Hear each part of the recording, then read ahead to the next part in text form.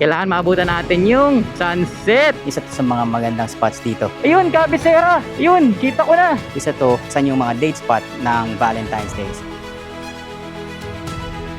Para ma-witness nyo talaga yung sunset. Pwede nyo enjoyin muna yung view. Tingnan nyo naman yung pila guys. Napakaraming tao na bigla. Ito yung in-order namin. So siya yung nasa isa ng pinakamataas na pwesto. Hindi ko nga akalain makikita ko yung mga idol ko dito.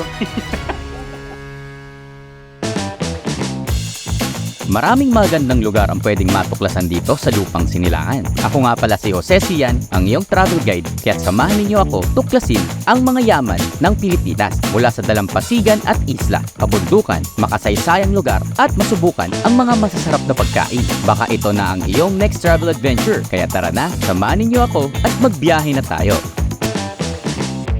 Another day, another adventure at andito nga tayo ngayon sa Angono, Rizal. Kung mahilig ka sa view, sa kape at sa onting rides na malapit lang sa Metro Manila guys, andito tayo sa isa sa pinakasikat na lugar dito sa Angono, Rizal. Ito, ang Cabecera Cafe. Guys, sasatikling na tayo. Ito, dadaan tayo ng Taytay. Pupunta tayo dito sa may isang view spot na kilala dito sa may Angono/Binangonan. Nalilito ako minsan dito sa Binangonan or Angono. Kailangan maabutan natin yung sunset. Time check, 4:13 ng hapon. So, dadaanan nyo to guys, yung SM Taytay. Kaya pala, shout out sa Takara Tires. Yan, nagpalit tayo, bagong gulong. Nakasama natin yung bagong gulong natin. Ayan, kumuha tayo ng Corsa. So, parang pang adventure talaga yung kinuha natin gulong. So, may onting spike. Pwede siya pang ganito, pwede rin siya pang rough road. Okay na okay. Sa Takara pala natin siya pinakabit. Doon sa may bandang Tikling. Daanan din natin mamaya SM Angono or no also called MOA. Ayan, Mall of Angono. Guys, ito na nga SM Tiangge. Dito tayo sa bandang gitna at kakanan niya. Tawag ko tayo Club Manila East. Nakapag-swimming ba kayo sa Club Manila is dati guys? Sayang no, parang hindi ko alam kung bukas pa ba yan hanggang ngayon o nagsara na. Weekday kasi medyo traffic. Magkakalapit na naman to, Angono, Taytay, Antipolo, ayan. Okay, so nalagpasan na nga natin tong SM Angono. Kung aabot naman tayo, 9 minutes away. Dito tayo kakaliwa. Andito pala guys, pag sa Angono kayo guys, ang daming mga ganyan art museum kasi itong Angono guys, sinatawag din tong art capital of the Philippines. Ayan, so may bansag na talaga siyang ganun. So papansin nyo, elevated na yung flooring dito. Ahon pala talaga agad oh. Grabe lang yung ahon guys. Grabe todo ahon. Wala, paakyat pa rin. Minsan talaga may mga ganitong daan, pero sa dulo guys, sulit. Grabe, ahon pa rin. Sa mas mataas ba tayo mga ka-ventures? Grabe, ang taas agad natin. Tingnan nyo oh. Wow! Ayun, Cabecera! Ayun, kita ko na! So, may papasukan na tayong car dito sa may East Ridge. Cabecera, dito po ba? 50 pesos, may entrance fee. Mga 4 wheels, may bayad din. Unang kanto, kanan, Guyabano Street. Tapos ahon. Tapos dulo daw. Grabe, ang ganda ng view. Napalaban agad yung gulong natin ah. Tara at samahan niyo ako tingnan kung ano ang makikita dito.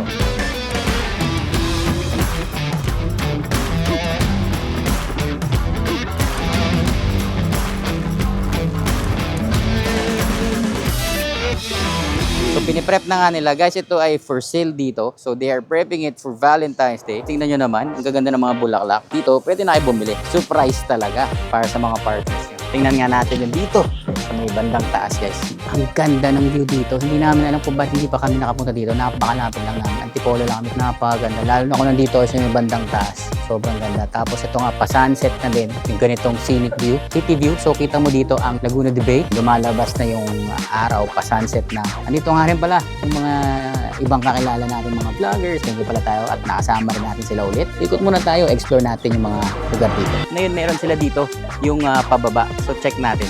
So kanina guys, din tayo galing sa lower part ng coffee shop na to guys. Meron dito. Grabe, ganda rin. Suggest ko lang na pag pumunta kayo dito guys, mga 4, 5, para ma-witness nyo talaga yung sunset. Pag dito, iba yung feel. Nasa tuktok talaga siya ng bundok. So siya yung nasa isa ng pinakamataas na pwesto. Nakita talaga guys, sobrang ganda. Ito, papakita ko sa inyo guys. Ito yung Laguna de Bay. Makita nyo dito, feeling ko ito yung Makati, Taguig, yan, PGC, ito yan. Ito, papakita ko sa inyo gaano ang ganda dito.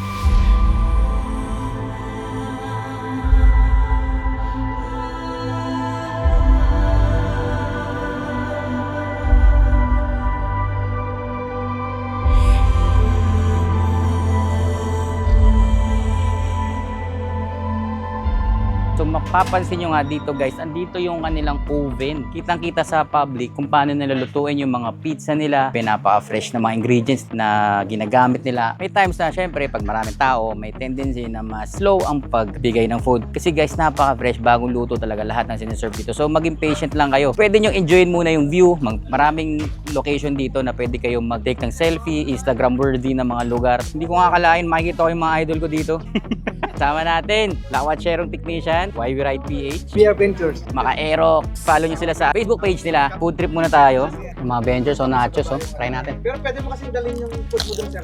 Ito yung in-order namin, yung ribs nila. Best seller daw nila dito. So ito yung titikman natin ngayon guys. Solid! Kain na tayo guys. Nasikman natin yung ribs. Sarap, malasa yung ribs nila. Lambot ng kaldereta nila. So yung na-order natin para siyang platter, ribs, tapos may mushroom, meron din kaldereta, may fish fillet ata isa. Mabubusog talaga kayo. So dito, meron nga ditong spot na parang naka-private table kayo. Isa to sa mga magandang spots dito, lalo na this coming Valentine's Day. Ito nga, umorder tayo ng Purple Yum, ube-based na parang coffee. Yung ube pala, nandun sa ilalim. Kailangan pala haluin. So ube, kape, may onting halo, solid, tamis, sarap. Okay mga Ventures yan. Tapos na nga tayo mag-dinner at napaganda pa rin talaga dito. Mas lalo na nung dumilim, mas buhay siya. Kita nyo yung city lights. Ayan, guys, makikita nyo nasa likod ko. Ayan, kitang-kita yung city lights, diba? Sabi nila, ito yung pinakaunang kabisera. Tapos itong kung nasan tayo nag-dine-in, yan na yung bago ngayon. Pero tingnan nyo, ang ganda pa rin. Dati doon lang sa baba. Pero ngayon mas mataas na. Mas elevated na. Dito na yung parang third floor or yung rooftop.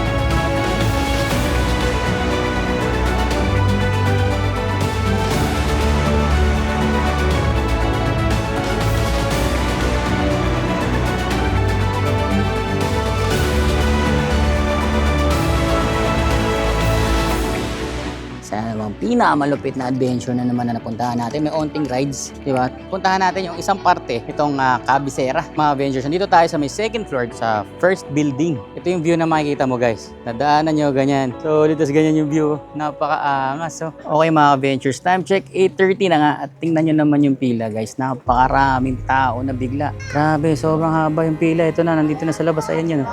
So guys, kailangan talaga maging patient kayo lalo nandito kayo kasi sikat na sikat kasi nga yung pwesto na to. Lalo na kung pupunta kayo dito ng Valentine's Day, I think first come first serve or baka meron silang reservation for that day. Kasi itong video na to guys, isa to sa yung mga date spot ng Valentine's Day. I think this is it for our vlog for today. Guys, maraming salamat, and if you do like this kind of content, please hit the subscribe button, hit the notification bell to be updated for adventures like this.